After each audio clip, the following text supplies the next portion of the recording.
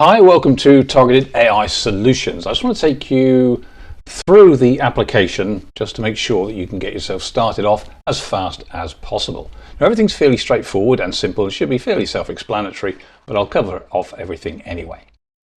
So the first thing you'll need to do, obviously, is log in. Once you've logged in, you can access your experts on the button below. And this will take you to your core 12 digital services delivery experts. Okay, like Ben Richardson, Accessibility Manager, and we've got a Google Business Profile Expert, Citation Manager, etc. And you'll find 12 of these fully functional expert AI people. Now, to get the full functionality of these, you will need to set up an API key. Now, to do this, we're going to go to User Settings, go from the green key, and now my experts should be fully working for me. If I go to this one, Amber Jackson, Reputation Manager, click on there, it will open up my AI expert panel. Over here, it tells you my name is Amber Jackson, dedicated to reputation management and what she actually does.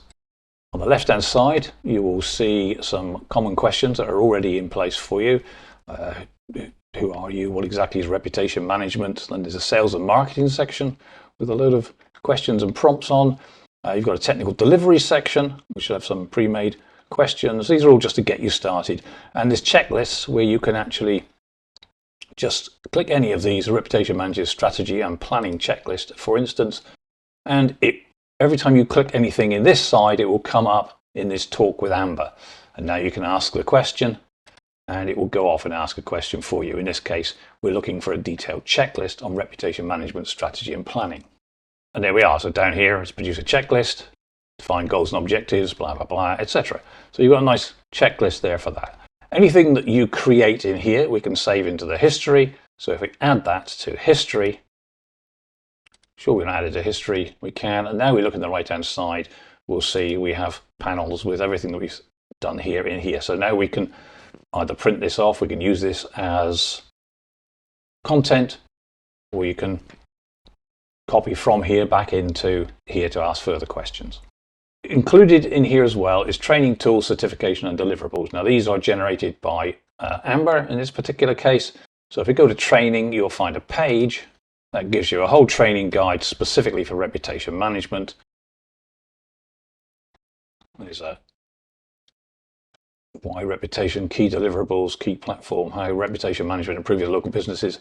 And then there's a number of videos,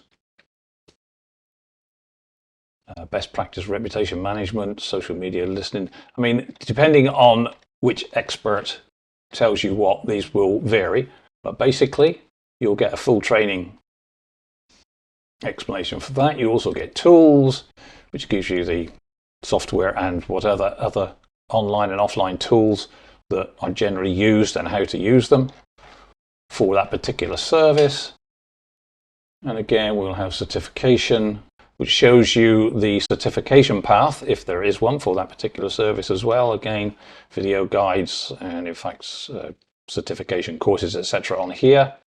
And if I return to the expert again, deliverables, then it'll give you some specific deliverables for that service on how you can help you deliver that service if that's something that you want to do.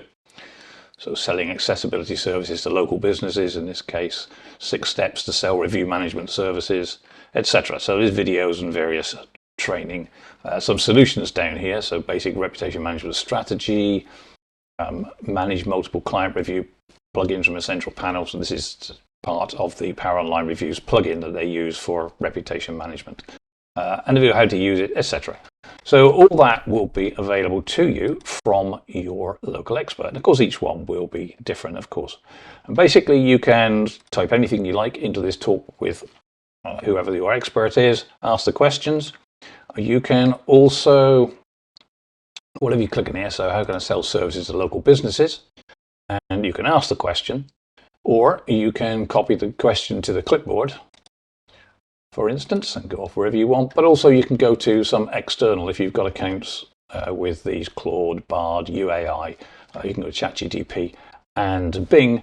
And of course, you can take these questions outside of here and if you want to operate them on the outside of the actual app. Similarly, if you ask that question, you can do the same down the bottom here. You can clipboard, you can Bing Chat, GPT Chat, etc., and take the response outside as well if that's what you want to do. There's also a GPT kit checker, which if you're looking at creating content from here, then this will actually go out. If I go to the kit checker, tells you what it's copied. This is the actual result of that. I can OK that. If you log into that account, you'll need to log in. The account's free, but you need to log into that one.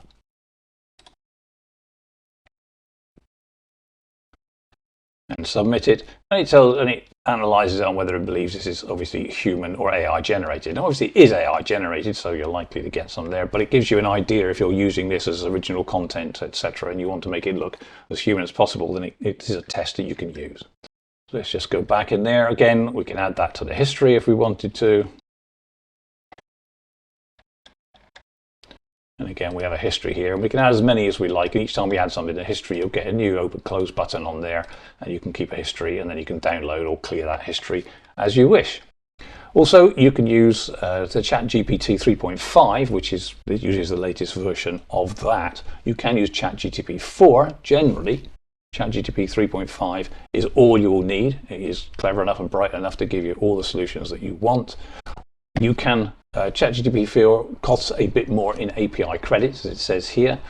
So this is the most efficient one to use, the GPT 3.5. But if you decide you want anything more or try something different, then that's available for you. Okay, that kind of covers each of the basic elements in there. So if I go back to my experts again now, you'll see that we've got go to your personal experts and go to your expert libraries. Those buttons will be there, but you'll only be able to access those if you've purchased those options. And I'll cover those in a separate video.